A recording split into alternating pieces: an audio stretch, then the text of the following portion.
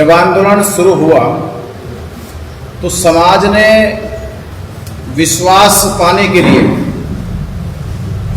ये कहा कि जिस प्रकार पिछला आंदोलन कहते आए, ये आंदोलन पिछले आंदोलन की तरह खत्म नहीं किया जाएगा, बंद नहीं किया जाएगा। ये आंदोलन कोई संशोधन लेकर नहीं आएगा। इस आंदोलन का उद्देश्य बीटी एक्ट रद्द कराना है। जब तक बीटी एक्ट 1949 रद्द नहीं होगा तब तक ये आंदोलन हर परिस्थितियों में, हर समस्याओं में चलता रहेगा। समाज को यह विश्वास दिलाया गया और इसी विश्वास को बनाए रखने के लिए समाज ने जिस तरह से इस आंदोलन को सपोर्ट किया, सहयोग दिया, उन्होंने हर एक तरह से सहयोग करके इस आंदोलन की ताकत को मजबूत किया हर रोज। और आंदोलन का परिणाम यह आया कि देश भर में आंदोलन खड़ा हो गया। हालात आज अभी ऐसे बने जो आप देख रहे 3-4 दिन से लगातार बोधगया से आंदोलन की जो अपडेट है देश में जा रही है, वो अपडेट आंदोलन को लेके समाज में एक शंका पैदा करने लगे कि आंदोलन का अब क्या हो। और कल तो हद हो गई जब ये निर्णय आया मीडिया के सामने और समाज ने, बौद्ध उपासकों ने, बौद्ध भिक्षुओं ने अपनी प्रतिक्रिया देना शुरू करी। कहने लगे क्या आंदोलन स्थगित हो गया, आंदोलन खत्म हो गया, आंदोलन बंद कर दिया गया। तो जो रोष हमने देखा, जो विरोध देखा, हमने कहा आंदोलन स्थगित नहीं किया गया है। यह निर्णय किसने लिया, किन परिस्थितियों में निर्णय लिया गया, हमें यह मालूम भी नहीं है। प्रशासन केवल यह कह रहा था कि भारत और पाकिस्तान का युद्ध हो रहा है। ऐसी विषम परिस्थितियों में सभी ऑर्गेनाइजेशन ने देश के साथ खड़े होने का वादा किया। हमने भी कहा हम देश के साथ हैं, देश की सुरक्षा के साथ है, हम अपने सेना के साथ है, जवानों के साथ है। पर हम गया प्रशासन से ये सवाल और पूछेंगे कि गया में पूरे देश से बुद्ध पूर्णिमा मनाने का आयोजन किया जा रहा 12 मई को, और 12 मई के प्रोग्राम की जो कॉल है वो धरना स्थल से दी गई। और देश भर के बौद्ध समाज, बौद्ध उपासक, बौद्ध भिक्षु 11 तारीख को ही 12 तारीख तक लाखों की संख्या में बोधगया पहुंच जाएंगे। प्रशासन कहता है कि धरना स्थल से ही सुरक्षा को कहीं ना कहीं बाधा हो रही है, देश की सुरक्षा में कहीं ना कहीं बाधा उत्पन्न हो रही है। धरना स्थल से केवल 3 किलोमीटर दूर पर ही कालचक्र मैदान है, जहां बीटीएमसी द्वारा हजारों लोगों का प्रोग्राम किया जाता है। हमने प्रशासन से कहा कि क्या प्रशासन को जो हजारों लोग बीटीएमसी में प्रोग्राम करने आ रहे हैं, क्या उनसे देश की सुरक्षा को नुकसान नहीं है? जब धरना स्थल से नुकसान है तो कालचक्र मैदान में जो बीटीएमसी द्वारा प्रोग्राम किया जा रहा है उससे नुकसान नहीं है। यह प्रशासन की मिली भगत थी। प्रशासन नहीं चाहता कि जो देश भर से बौद्ध उपासक, बौद्ध भिक्षु आ रहा बोधगया में, वो जयंती के साथ साथ धरना स्थल को समर्थन देने आ रहा। वो जयंती मनाने के साथ साथ जो हमने कॉल दी थी कि इस बार बुद्ध पूर्णिमा मनानी है बोधगया में, तो बोधगया में बुद्ध जयंती मनानी है, बुद्ध पूर्णिमा मनानी है, उसी के साथ साथ धरना स्थल को मजबूत करना, एक ताकत मिलनी है। और ये बड़ा निर्णय होने वाला था धरना स्थल से कि पूरे देश में एक बड़ा माहौल, एक बड़ी नेतृत्व के साथ ये आंदोलन खड़ा होता दिखाई दे रहा था। प्रशासन को लगा ये लाखों लोग धरना स्थल पे, हमारा वो वादा पूरा होने वाला था कि हमने प्रशासन से कहा था कि तुम्हारे रजिस्टर में हजारों लोगों की संख्या काउंट जो अभी तक हुई है वो लाखों काउंट होने वाली है। इसलिए सरकार ने, प्रशासन ने मिलकर हमारे इस आंदोलन का नेतृत्व कर रहे थे आकाश लामा जी, उनके साथ बैठक करके ये रातों रात ये धरना स्थल स्थगित करा दिया गया। और बाकायदा लामा जी ने, बनते प्रज्ञाशील ने, बनते सुनीतपाल ने और 2 लोग आदियों ने मिलकर डीएम को दे दिया लेटर कि हम ये धरना उठा रहे हैं, ये स्थगित कर रहे हैं। जबकि ना तो हमसे पूछा गया, बनते कमर्शियल राहुल जी जो करीब 2 महीने से अपने 200 से ज्यादा श्रावणियों को लेकर धरने पे बैठे हैं और धरना बनाया जो उजड़ा हुआ था, जहां खाने की, रहने की, टॉयलेट्स की व्यवस्था नहीं थी, वो सभी व्यवस्था दुरुस्त करी, दुरुस्त व्यवस्था हुई। ये शंका पहले दिखाई देने लगी थी कि धरना कमजोर हो रहा है, तो भंत जी ने जब कमजोरी देखी, धरना कमजोर हो सकता, उसे मजबूत करने के लिए हमें क्या क्या करना चाहिए, वो सारे इंतजाम किए गए। ये बात हो सकता है कि हमें अंदरूनी पता नहीं लग रही थी कि ये बात जो है बनते प्रज्ञाशील को, आकाश लामा को पच नहीं रही थी कि धरना मजबूत हो। तो 25 मार्च से ही खुशखबरी आने वाली थी दिल्ली से, वो खुशखबरी नहीं आई। फिर दूसरी खुशखबरी अब ये आ गई देश के सामने, बौद्धों के सामने, कि रातों रात प्रशासन के साथ मिलकर आकाश लामा और प्रज्ञाशील बनते ने धरना को स्थगित और हटाने का फैसला ले लिया। हम इस फैसले के पक्ष में नहीं है।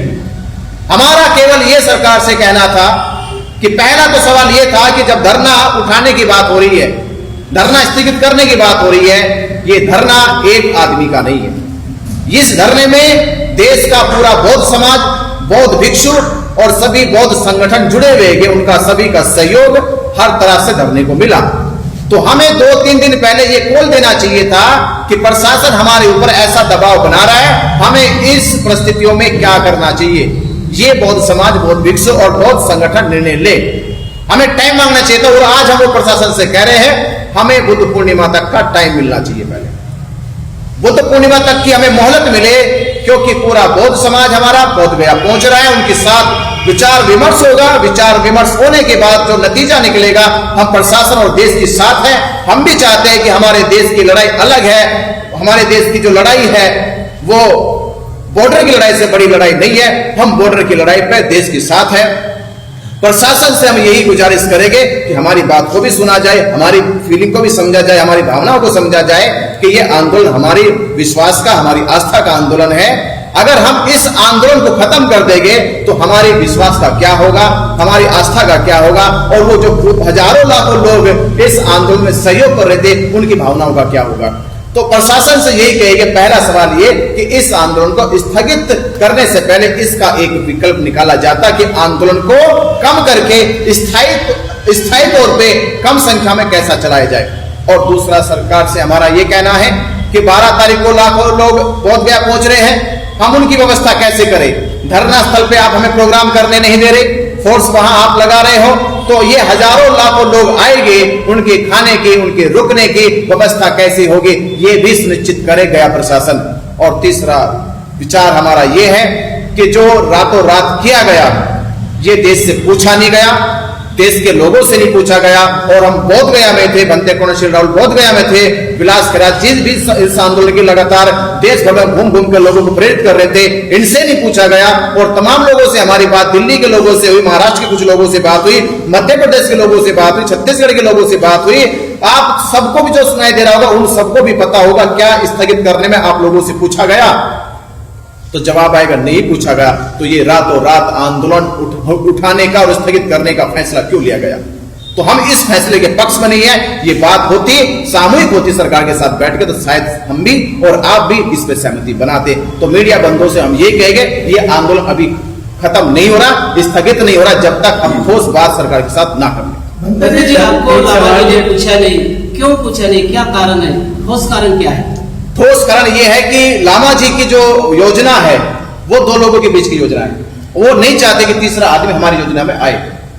तो हमने कहा कि ये आपकी योजना हो सकती है 2 लोगों के बीच में, पर हम आपकी योजना में नहीं, हम आंदोलन की योजना में। और आंदोलन जो है वो महाबोधि महाविहार का है। इस आंदोलन का सबका सहभागी है, पूरे देश के साथ हमें, और देश के आंदोलन को हम इस तरह से 2 लोगों के बीच में बिकने नहीं देंगे। आपके पास में जो धम्मदान आया है वो आपने लामा जी तक के पहुंचाया नहीं है, बहुत सारा लाखों रुपए धम्मदान आया, ऐसा उनका कहना है। देखिए, लामा जी को पास 2.5 करोड़ रुपए पहुंचा है। तो लामा उसका बताइए थोड़ा कि धम्मदान आपने कहा। लामा जी के पास 2.5 करोड़ रुपए आया। हमारे पास जो दान आया, उस दान की व्यवस्था हमने 12 तारीख के प्रोग्राम के लिए तैयारी कर रखी है। जो लोग 12 तारीख को बौद्ध गया पहुंच रहे, हम उनके लिए खाने के रुकने की व्यवस्था में जुटे पड़े आदमी। और मीडिया बंधुओं ने देखा कि हमने किस तरह से तैयारी को आरंभ कर दिया था अपने धरना स्थल पर। हमने टेंट कंडौल लगाने की शुरुआत कर दी थी, सामान गिर चुका था कि वो जिम्मेदारी हम ले गए। हमारी कॉल पर देश के बौद्ध समाज आ रहे हैं, बौद्ध समाजों की रुकने की, ठहरने की, खाने की व्यवस्था करनी है। पर हमें क्या पता था कि रातों रात फैसला कुछ और करके आ गए। और उन्होंने फिर प्रशासन से मिलकर हमारे पेंडोल को, हमारे सामान को, हमारे जितना भी टेंट का सामान होता है, खाने का जो सामान होता है, वो वहां से उठवा दिया गया। पर हम ये नहीं कह रहे कि वहां से उठकर तो व्यवस्था नहीं करेंगे, हम फिर भी व्यवस्था देंगे। हम आने वाले सभी अपने धम्म उपासकों को खाने की व्यवस्था देंगे। इससे बेचिंत रहिए। हम उनकी व्यवस्था के लिए जो धमदान आप लोगों ने हमें दिया, उस धमदान का प्रयोग, उसका उपयोग हम आप लोगों की व्यवस्था में करेंगे। पंते जी, एक सवाल ये भी खड़ा कर रहे हैं कि बगैर विचार विमर्श किए कमेटी से या जो लोग वहां पर बैठे हुए हैं, भंते विनयाचार्य जी ने 12 लाख लोगों का आह्वान कर दिया, जिसके बाद से गया प्रशासन या बोध गया प्रशासन में हड़कंप मच गया कि 12 लाख लोग आ जाएंगे तो कैसे व्यवस्था होगी। इसलिए भी जो है आंदोलन को खत्म करने का प्रयास प्रशासन के द्वारा किया गया था। ये आपके बारे में कहा जा रहा है। मैंने तो लाखों लाख कहा है। लामा जी का वीडियो तो 2-3 बार ऐसा करोड़ों करोड़ों का, ये किससे विचार विमर्श हुआ? करोड़ों करोड़ों कहां से आएंगे? जब लाख लाख ने ऐसे तो करोड़ों करोड़ों कहां से आएंगे? अगर करोड़ों करोड़ों का आह्वान किया जा सकता तो लाखों लाखों तो छोटा सा है। ये मनोबल का आह्वान होता है। समाज हमारा, जब हम संख्या काउंट करते हैं कि भारत में करोड़ों बुद्धिस्ट है, तो लाखों क्यों नहीं आ सकते? और लाखों का अगर डर प्रशासन को है, सरकार को है, तो फिर हमारी मान क्यों नहीं लेते? अगर उनको यह डर था कि लाखों लोग आ जाएंगे, लाखों लोग एक जगह इकट्ठा हो जाएंगे, तो हमारी मांग पूरी कर देते। हड़कम की बात नहीं, ये ताकत की बात थी। प्रशासन या देश के लोगों को पता चलता कि बौद्ध कमजोर नहीं है, अल्पसंख्यक नहीं है, वो बहुसंख्यक है, हजारों के साथ लाखों भी आ सकते हैं। हमने इस मनोबल के साथ, इस ताकत के साथ यह आह्वान किया। आप ये कह रहे हैं कि आंदोलन खत्म नहीं होगा, स्थगित नहीं होगा, लेकिन अगर प्रशासन कार्रवाई करता है, टेंट उखाड़ता है, तो आप लोगों का क्या एक्शन होगा, क्या प्लान है? देखिए, प्रशासन बिना ठोस बात के किए हमसे बगैर ये टेंट नहीं उखाड़ेगा। जब तक कोई बात ना हो जाए, प्रशासन से बात चल रही है, प्रशासन ने कहा भी हमें कि हम ठोस बात कर रहे हैं, जैसी बात हो जाती तभी उस पर कोई एक्शन लिया जाएगा। और हमने कहा बिना हमारी बातचीत के कोई आगे प्रशासन इसमें कार्रवाई ना करे भी। ये तो पूरा देश आ रहा, इसमें आपको जिम्मेदार ठहराया जाएगा। हम डीएम से मिलने वाले थे आज, डीएम से मिलने वाले थे, क्या मिलने वाले हैं? हाँ, उसकी तैयारी। अब यहाँ से कॉन्फ्रेंस के बाद हम प्रशासन से मिलने जाएंगे। रात SHO आधार कार्ड मांगा आप सभी लोगों के, मतलब उसको इतना भी नहीं पता कि धर्म गुरु खड़े हैं। पिछले 2-3 महीने से लगातार आंदोलन का साथी हैं वो लोग। उसके बावजूद मुझे लगता है कि SHO का रवैया कुछ कह रहा है, इशारा कर रहा है कुछ। इसका जवाब मैं दे दूं? जी दीजिए। देखिए, हम धर्म गुरु किसके हैं? बौद्धों के हैं। हम नेतृत्व किसका करते हैं? बौद्ध धर्म का करते हैं। इस आंदोलन में भले ही ये महाबोधि महाविहार की मुक्ति का आंदोलन था, लेकिन धर्म गुरुओं की गरिमा को गिराने का काम नहीं किया। जब नेतृत्व करता ही भिक्षुओं का सम्मान नहीं करेंगे, तो पुलिस प्रशासन क्यों करेगा? एक छोटी सी कॉल पर भिक्षुओं को लेकर के थाने में बैठ जाना, एक छोटी सी कॉल पर भिक्षुओं को अधिकारियों के सामने बिठा देना, यह गलत था। हमने पहले भी कहा था, किसी भी ज्ञापन को देने के लिए भिक्षुओं को मत लेके जाओ।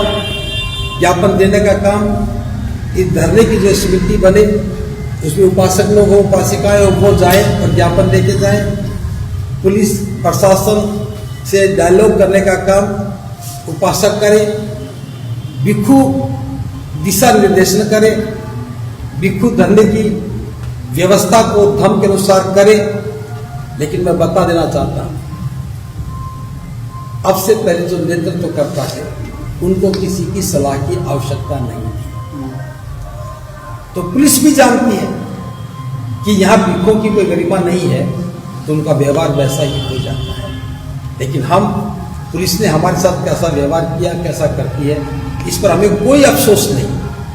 क्योंकि जब हम आंदोलन करते हैं, लड़ाई करते हैं, तब हम अपने साथ होने वाले व्यवहार की फिक्र नहीं करते हैं, हमें फिक्र आंदोलन की है। क्या आपको लगता है प्रशासन और लामा जी का मिली साठगांठ?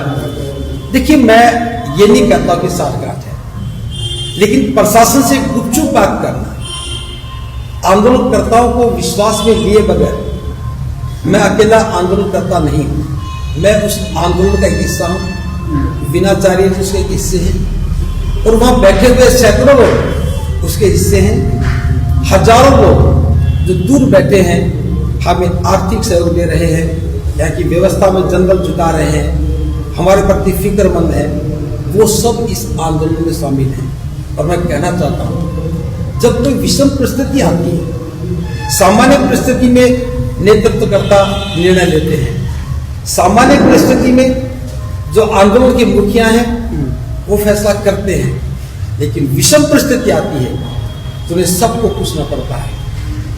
आकाश लामा जी ने, बनते प्रज्ञा सिंह जी ने यहाँ समाज की और आंदोलनकर्ताओं की उपेक्षा की है, उसका परिणाम है कि प्रशासन हावी हो गया, आंदोलन कमजोर हो गया। सर 3 दिन पहले आप क्यों अलग हो गए, ये सवाल खड़ा कर रहे हैं वो लोग कि बनते राहुल जी क्यों चले गए, और कह रहे हैं कि बर्तन तक ले गए, वो प्लेट चम्मच ये सारी चीजें ले गए, चिकन के नाम पे पैसे ले गए। सुनिए मेरी बात सुनिए। पहली बात तो आप कोई भी बता दो कि मैं आंदोलन से अलग हुआ, मैं आज भी आंदोलन से अलग नहीं हुआ। मेरी एक अलग परिस्थिति थी, जो धरने को सफल बनाने के लिए बुद्ध पूर्णिमा के अवसर पर हजारों लोगों की व्यवस्था को संभालने के लिए, चूंकि आंदोलन का स्वरूप भिक्षुओं के हाथ में था, भिक्षु नेतृत्वकर्ता कहे जाते रहे हैं, तो मेरा प्रयास था कि भिक्षुओं की संख्या ज्यादा होनी चाहिए। मैं बार बार भिक्षुओं का आह्वान कर रहा था, उस आह्वान पर सैकड़ों भिक्षु आए, उस आह्वान पर श्रामणेर आए, सामनेरी आए, उस आह्वान पर उपासक उपासिका आए। बौद्ध धर्म की परंपरा के अनुसार कुछ उपासक उपासिकाओं ने सामनेर बन करके इस आंदोलन में भाग लिया। अब मेरे सामने 200 से ज्यादा चीवरधारी लोग थे। ये जिम्मेदारी तो धरने की थी, धरने की मैनेजमेंट की थी, लेकिन मैं देख रहा था 5 दिन लगातार प्रयास करने के बाद कि वहां का वातावरण मेरे अनुकूल नहीं था। वो माइक लेकर के अनाप शनाप बोल रहे थे, नाम लिए बगैर गलत भाषा बोल रहे थे, तो मैंने सोचा कि आज बिना नाम लिए बोल रहे हैं, कल नाम लेके बोलेंगे और लोग मानेंगे कि मैं धरने को खराब कर रहा हूं, विघटन कर रहा हूं। तो इस बात से मैं चिंतित होकर के धरने को कोई आंच ना आए, धरने पर किसी बात का प्रभाव ना पड़े, मैंने बिना किसी को बताए जो 200 सामनेरी भिक्षु थे उनकी मैंने बाहर अलग से व्यवस्था कर दी, ताकि उनका भी मनोबल ना गिरे और धरने का भी कोई मनोबल ना गिरे। मैंने किसी को नहीं कहा कि मैंने धरना छोड़ा है, मैं किसी भी योजना में बाधा नहीं बनना चाहता था, मेरी वजह से कोई बाधा न बढ़े, ये फैसला मेरा उसलिए था। मैंने कभी नहीं कहा कि मैंने धरने को छोड़ा है, मैंने कभी नहीं कहा कि मैं धरने से अलग हूं, मैं आज भी धरने के साथ हूं, जब भी मैं धरने के साथ। लेकिन बंदे पाल ने आपके ऊपर में चीवर घोटाले का भी आरोप लगाया है, उसके बारे में बताइए, क्या चीवर घोटाला क्या है? देखिए, चीवर पहनने वाला क्या चीवर का घोटाला करेगा? ये धरने की मैनेजमेंट का फैसला था कि आने वाले भिक्षुओं को हम चीवर दान करेंगे, सामनेरों को चीवर देंगे। उसके तहत उन्होंने एक व्यवस्था की, चीवर मंगवाए। मेरे पास 180 नए लोग आए, उन्होंने 180 चीवर दिए, उन्होंने पहले वो सारे आज भी चीवर में हैं, जो चीवर दिए थे वो चीवर लोग पहले बैठे हैं, उसमें क्या घोटाला हो गया? दूसरी बात, जो और भिक्षु वहां रह गए जिनको नए चीवर देने थे वो नहीं दिए, उनके हाथ में है। छोटे आरोप छोटी मानसिकता के लोग लगाते हैं। फिर भी अगर लगता है कि वो 180 चीवर मैं लेके गया हूं, 12 तारीख की शाम को हम तो लौटा देंगे। तो चीवर तो भिक्षु के लिए होते हैं, चीवर धरने पर शोभा के लिए नहीं होते। भिक्षुओं को दान दिया है, भिक्षु ने पहने हैं, सामनेरों ने पहने हैं, सामनेरियों ने पहने हैं, ये कोई आरोप थोड़ी ना है। और रही बात ये, जब बर्तनों की बात कर रहे हैं, बहुत छोटी ओछी हरकत है। जब ये धरना शुरू हुआ, मैंने आगरा से बिछाने के लिए कारपेट, हरे रंग की मेज, सफेद चदरें, सफेद पर्दे और 20 कुर्सियां आगरा से खरीद करके भिजवाई थी इस आंदोलन में, क्योंकि बैठने में दिक्कतें आ रही थी। मैं पहले दिन जाके बैठा था जब हम बिछाने के लिए कोई व्यवस्था नहीं थी। 3 दिन तक पॉलीथीन की पन्नी पर बैठे थे, तो मैंने वहां से जाते ही ये सारी व्यवस्था की। मैं धरने के लिए बहुत व्यवस्था में लगा हुआ था। मैं धरने पे देख रहा था 2 महीने से कागज की प्लेट पर खाना खा रहे थे और खाते खाते खाने का स्वाद भी बिगड़ गया था। मैं चाहता था कि भिक्षुओं का सम्मान बढ़े, लोग भिक्षुओं की गरिमा को समझे। इसलिए मैंने खुद जाकर के बाजार से स्टील की प्लेट, स्टील के कप, स्टील की चम्मच, चाय के कप लेकर के आया और न केवल भिक्षुओं को बल्कि सारे उपासकों को 3 दिन तक खाना खिलाया। चूंकि वो सारे भिक्षु सामने मैं बाहर लेके गया, उनको खाना किस में खिलाता, तो मैंने वो सारी क्रॉकरी का इस्तेमाल उनको खाना खिलाने में किया। ना तो वो दान दी गई थी, ना धरने की थी, ना धरने की व्यवस्था में किसी ने पैसा दिया। और फिर भी इनको लगता है कि धरने में आवश्यकता है, तो बुद्ध पूर्णिमा के बाद हम उनको लौटा भी देंगे। वो व्यवस्था के लिए था, मेरे लिए नहीं था। मैं बहुत ज्ञान नहीं रहता हूं, और बर्तन लेके कौन कहां जाएगा। ये धरने का हिस्सा है, मैंने उन सब की व्यवस्था के लिए खरीदा है। तो ये सब छोटे आरोप हैं। बड़े गुनाह को छुपाने के लिए छोटी छोटी बातें की जाती हैं। पंडित जी, गुटबाजी चल रही है, ऐसे में गुटबाजी में जो हमारा जो प्रश्न है महाबोधि महाविहार मुक्ति का, क्या ये हल हो जाएगा? देखिए, मैं बता रहा हूं, ये राजकरों की राजनीति आपकी बात तो सही है। मैं कहता हूं हम किसी गुट में नहीं है।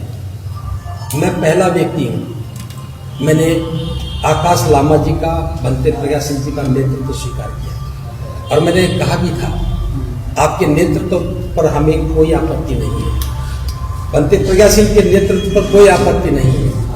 हम अपनी भूमिका में हैं, हम इस आंदोलन को कामयाब करना चाहते हैं। हम किसी भी गुटबाजी का शिकार नहीं होंगे और गुटबाजी होने भी नहीं देंगे। लेकिन सवाल ये रहा, जैसे जैसी मजबूती के साथ हमने काम किया, इन्होंने खुद अपना गुट बना करके हमसे हर बात को छुपाने की कोशिश की जाती है। आप देख रहे हो पिछले 1.5 महीने से मैंने कोई भी प्रेस कॉन्फ्रेंस नहीं, मैंने कोई प्रश्न नहीं पूछा। क्यों? क्योंकि मेरा मकसद आंदोलन को मंजिल तक पहुंचाने में काम करना था। और आज भी मैं कह रहा हूं, हम किसी पर कोई अविश्वास नहीं करते। मैंने आज तक किसी पर आरोप नहीं लगाया। आरोप अब जो लग रहा है, हम सबके बौद्ध ज्ञान में होने के बावजूद भी एक इतना बड़ा निर्णय लिया गया कि धरने को स्थगित किया जाता है, हमें क्यों नहीं बताया गया? हम पूरी ताकत के साथ यहां बैठे हैं, इसके पीछे क्या रहस्य है, हमसे क्यों छुपाया गया? बिहार के लोकल लोग जो दिन रात यहां सेवा करने आते हैं, दिन रात यहां काम करते हैं, उनको विश्वास में क्यों नहीं लिया गया? अगर प्रशासन का कोई बड़ा दबाव था तो आकाश लामा जी को, बनते प्रज्ञा सिंह जी को वहां से बात करने के बाद आकर के धरना स्थल पर अगर पब्लिक में ना सही तो 150 लोगों के बीच में चर्चा करनी चाहिए थी कि हमारे सामने एक ऐसी परिस्थिति आ गई है, फैसला आपको करना, बताओ हम क्या करें। एक मिनट, मैं कहना चाहता हूं, जो संघ का फैसला होता हम उस संघ के फैसले के साथ। ये फैसला संघ का नहीं हुआ, संगठन का फैसला नहीं हुआ, ये व्यक्ति का फैसला है। और एक बात मैं और बता दूं जो आपके साथ नहीं पूछूंगा, ऑल इंडिया बुद्धिस्ट फोरम का जिक्र करते हैं, ऑल बुद्धिस्ट ऑर्गेनाइजेशन का जिक्र करते हैं। आज तक लामा जी ये नहीं बता पाए। मैं मेंबरशिप की बात कभी नहीं करता। हम बिल्कुल भी जब भी कहा था कि हम मेंबरशिप की बात, लेकिन आंदोलन को चलाने के लिए, धरने के लिए एक समिति का होना जरूरी होता है। जो बनी है वो सिर्फ आपको बताने के लिए, उसका कोई पेपर वर्क नहीं है, कोई डॉक्यूमेंट नहीं। फैसला लेकर के प्रेस कॉन्फ्रेंस कर देना, ये समाज के साथ भिक्षु संघ के साथ और आंदोलन के साथ एक विश्वासघात था। इसलिए आपको लगता है कि हमारा गुट है। मैं फिर कह रहा हूं, हमारा कोई गुट नहीं है। हम अलग से कोई काम नहीं करने वाले, हम अलग से कोई व्यवस्था की बात नहीं करने वाले। अभी तक भी हम उसी धरने के लिए काम करते रहे थे और आज उसी धरने के लिए काम करते रहेंगे। और मैं फिर कह रहा हूं, हमारे नाम से कोई अलग गुट नहीं होगा। तो आप सर धरना पे बैठेंगे वहां पे? अगला कदम क्या रहेगा? अगला कदम तो हम पहले देख ले दो, हम प्रशासन के पास जा रहे हैं, बात करेंगे। हम उन्हें कहेंगे कि बुद्ध पूर्णिमा तक कम से कम हमें सोचने समझने का अवसर दो। जो लाखों लोग आ रहे हैं, अभी आपने बल्कि विनय जी, ये आपने आह्वान क्यों किया? कोई भी आह्वान आंदोलन व्यक्ति कर सकता है। अब मैंने भी कहा सभी भिक्षुओं को आना चाहिए। क्या इसके लिए कोई परमिशन लेनी पड़ेगी? आंदोलन में हम रोज कहते थे सभी उपासकों को आना चाहिए। ये नीतिगत फैसले नहीं होते, ये उस धरने की शक्ति के कामयाबी के लिए कहा जाता है। इन्होंने कहा 12 लाख आएंगे, ये कहते 12 करोड़ भी आएंगे, तो उसमें कोई एफआईआर दर्ज होती है क्या? राजनेता कार्यक्रम करते हैं तो लाखों लोग आएंगे और आते सैकड़ों। ये पब्लिक ओपिनियन रहती है, पब्लिक में मैसेज देना होता है। और ये सब किसके लिए थे? क्या इन्होंने ये कहा कि मेरे लिए आओ? मैंने जब भिक्षुओं से आह्वान किया तो क्या मैंने कहा कि मेरे लिए आओ? मैंने मार्च के महीने में ही कहा था सारे भिक्षुओं को इस बार बुद्ध पूर्णिमा, बुद्ध विहार, बुद्ध गया मनानी चाहिए। तो ये सारे आह्वान धरने को ताकत देने के लिए थे, किसी व्यक्ति के लिए नहीं थे। मेरे महंत जी, आपका प्रेस वाले को 11 घंटा थाना में बंद करके रखा गया। उस पे अंतानी जी आपसे पूछते हैं तो फिर रात में प्रेस के साथ में यहाँ के थाना अध्यक्ष बदतमीजी करते हैं और उनका पेपर हैं, इसलिए कि वो परिचित भी हैं। इसका क्या लग रहा है आपका पत्रकार? जैसा लामा जी सामने पूछा था, उन्होंने बताया कि हमने प्रयास किया है और हमने उस सिचुएशन को हैंडल किया है। अब मुझे ज्यादा नहीं पता कैसे हैंडल किया है। मंदिर जी वहाँ धरना स्थल पे बैठना शुरू करेंगे? हम धरना स्थल पे ही बैठे हैं, बाहर कहाँ है? थोड़ा सर को बोले एक मिनट माइक दीजिए, थोड़ा सा पीछे।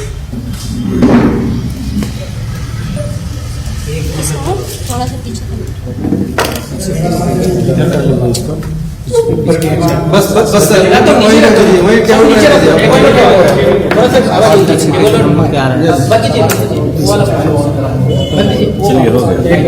ये लगाए ये लगा थोड़ा सा अरे वहीं लगा, अरे नीचे ठीक है, चलो हो गया, ठीक है। पूछो सर, थोड़ा सा जो नागपुर से जो लाखों की संख्या में लोग आने वाले थे, स्पेशल ट्रेन भी छोड़ी थी मगर उसको अभी कैंसिल कर दिया, क्या बताएं? क्या जानकारी आपके पास? पिछले सप्ताह ये खबर आई कि इंटरनेशनल फ्लाइट भी बोध गया के लिए कैंसिल कर दी गई है। अक्टूबर माह तक तो दुश्मन साजिश करेगा ही, क्योंकि ये इंटरनेशनल प्लेस है और ये इशू केवल बिहार का इशू नहीं है, ये भी अंतर्राष्ट्रीय इशू है और कई वर्षों से ये पेंडिंग है और इसका समाधान होना जरूरी है। और इसलिए जो भी एफर्ट्स करने पड़ेंगे इस आंदोलन को सफल करके हम लोग उठेंगे। तो जो बातें अब उचित नहीं है इस समय बोलना, हम लोग उनसे डिस्कशन करके बाहर गए थे कि कितने दिन तक हम यहाँ बैठे रहेंगे। ये आंदोलन देशव्यापी आंदोलन बन गया है क्योंकि केवल सोशल मीडिया पर नहीं होना चाहिए। अगर इसका रिजल्ट लाना है तो अलग अलग राज्यों में सभाएं करनी होगी। हम लोगों ने 5 और 6 तारीख को मुंबई और नागपुर में जनसभा का आयोजन किया, उनका नाम भी डाला। बाद में उनका वीडियो आया कि 5 तारीख को इधर ही कार्यक्रम आयोजित किया है, कॉल किया आ जाओ। हमने उनसे बात किया, क्यों ऐसा किया? नहीं, मुझे प्रेशर डाला जा रहा है। हमने उस पर कोई आपत्ति नहीं जताई। फिर बाद में बनते प्रज्ञाशील के द्वारा व्हाट्सएप पर मेरे और विनयाचार्य जी के खिलाफ मैसेज फैलाए गए और हमने देखे। और हमारे लंदन के साथी थे गिरदी जी, मैंने उनको कहा हमारे मुंह में भी जबान है, हम बोल सकते हैं मगर बड़ा कॉज को ध्यान में रखकर हम अभी बोल नहीं रहे। तो उन्होंने कहा मैं समझा देता हूं। तो पीठ पीछे बोलना ये मित्रता नहीं होती है। शत्रुता भी करना है तो खुले तौर पर करो। तो अभी ये उचित समय नहीं है, मगर ये बात तो एकदम सही है कि ये एक व्यक्ति का आंदोलन नहीं है, एक व्यक्ति का मकसद नहीं है, ये पूरे समाज का इसमें इन्वॉल्वमेंट है, विभिन्न ऑर्गेनाइजेशन इसके अंदर इन्वॉल्वमेंट है। तो सबको विश्वास में लेकर फैसले लेना चाहिए। अपने व्यक्तिगत ईगो के लिए तो ये मंच नहीं है। और बौद्ध धर्म का काम अगर करना है तो घृणा और अहंकार को छोड़कर ही तो करना पड़ेगा। सर आपके ऊपर में भी एलिगेशन लगाया जा रहा है कि जो मतदान महाराष्ट्र में आपने जमा किया है वो यहाँ तक नहीं पहुँचा है। मेरे पास कोई लाखों का आंकड़ा है जो हमारे से बात हुई। मैंने कोई धम्मादान नहीं लिया है और मैंने ऐसा कोई कॉल भी नहीं किया है कि इस अकाउंट पर भेजा जाए। हम लोग जो 12 मई को जो कार्यक्रम कर रहे हैं, इस कार्यक्रम को एफर्ट्स कर रहे हैं बहुत ज्यादा, अलग अलग राज्यों में जाकर। देखो, सार्वजनिक जीवन में आरोप लगाना, प्रत्यारोप करना, ये स्वाभाविक बात है। बड़ा मकसद जिनके दिमाग में है वो अपनी कृति से उसको जवाब देंगे। क्या हम लोगों ने मैदान छोड़ा है? क्या हम लोग उनसे गुपचुप तरीके से मिल रहे हैं? बड़ी गजब की बात है। बीटी एक्ट रद्द होना चाहिए, यही तो डिमांड है। और बीटीएमसी क्या है? बीटीएमसी एक पार्टी है, तो बीटीएमसी के साथ गुपचुप तरीके से मीटिंग करना ये कौन सी नैतिक बात है? बीटीएमसी के लोगों के साथ डिस्कशन कर रहे हो। आकाश लामा बार बार मंच पर ये कह रहे थे कि विलास के रात 70 लाख रुपए आंदोलन के नाम पे पी गए, तो मैं उसको लीगल नोटिस भेज दूंगा। बिल्कुल। अगर आकाश लामा एक बाप की औलाद है, उसको कोर्ट में आना पड़ेगा, कोर्ट में जवाब देना पड़ेगा।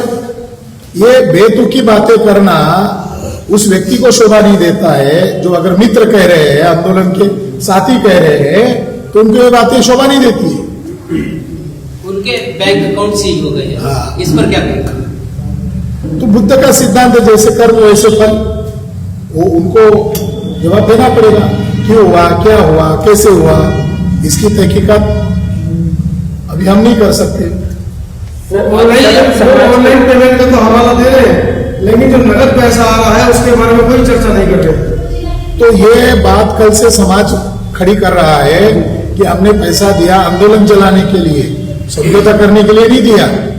स्वाभाविक बात है। सर, समाज के बीच में कंफ्यूजन की स्थिति है, तो कि स्थगित हो गया या नहीं होगा, तो लोगों को क्या करना चाहिए? आना चाहिए या नहीं आना चाहिए? आंदोलन स्थगित नहीं हुआ है, आंदोलन जारी है, क्योंकि इसमें सभी लोगों का राय मशवरा नहीं लिया गया। और 12 तारीख को वो खुद कह रहे हैं कि कालचक्र में हम चैंटिंग करेंगे, तो ये कौन सी बात हुई? तो कार्यक्रम होने वाला है, देश भर के लोगों को यहाँ आना है, महामानव शाक्य मुनि तथागत बुद्ध को अभिवादन करना है, और आगे की रणनीति आज शाम तक पता चलेगी। हाँ,